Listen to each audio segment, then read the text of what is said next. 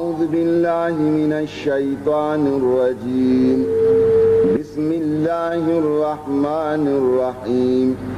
إن الذين كفروا لن تغني عنهم أموالهم ولا أولادهم من الله شيئا وأولئك أصحاب النار هم فيها خالدون.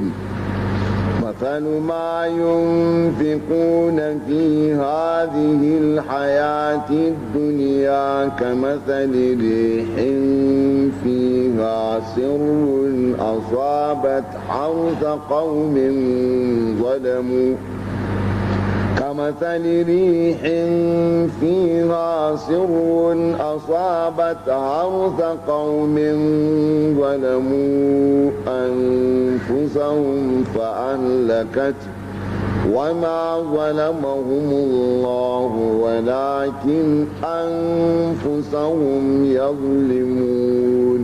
وبنجي إن الذين كفروا lalle waɗanda suka kafurta lan tughniya anhum amwaluhum wala auladuhum min Allah shay'a, dukiyoyinsu da adadin ƴaƴansu ba zai wadatar da su komai ba daga azabar ubangiji. Dukiya ba ta iya tsarewa mutum azabar Allah matukar bai yi imani ba, haka yawan ƴaƴa ko yawan dangi ba su iya kare mutum daga fushin Allah ko azabar Allah matukar bai yi imani ba. Wa ulaika ashabun nar, irin waɗannan kuma su ne ma'abota wuta, hum fiha khalidun, suna masu dawwama a cikinta idan sun shiga.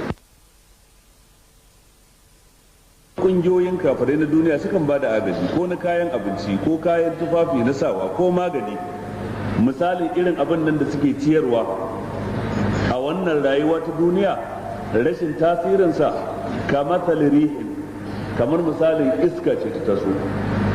fiha sirrun asabat harta qaumin zalamu anfusahum fiha, a cikin iskar akwai sirrun.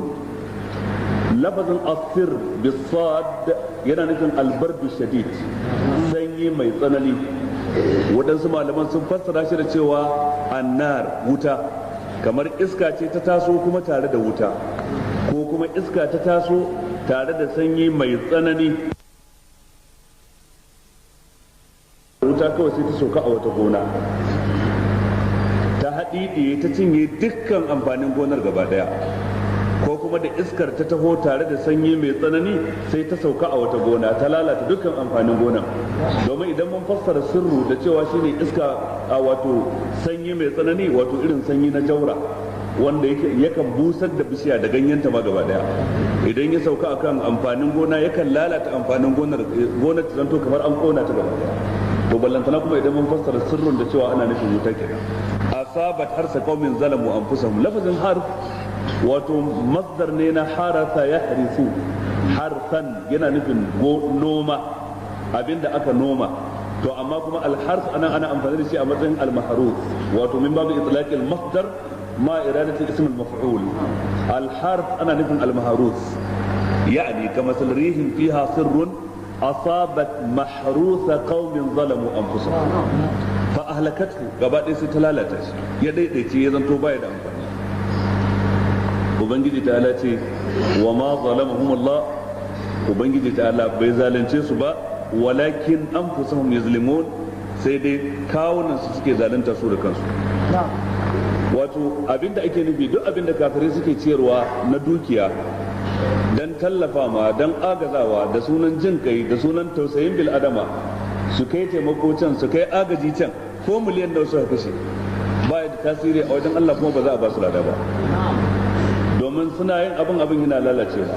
Saboda sharaɗin karɓar aiki a ba mutum lada akai shine imani da Allah, ingantaccen imani wanda babu shirka a cikinsa, babu sanya ma Allah kishiya, babu jingina masa ɗa ko mace ko wa ko kani.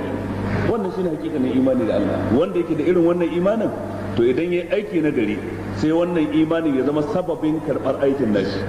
Wanda baya da irin wannan aikin, wanda baya da irin wannan imanin, duk irin aikin da zai ba za a karɓe ba kenan, ba za a ba shi lada ba. Ina fata an fahimta. Baya da lada a wajen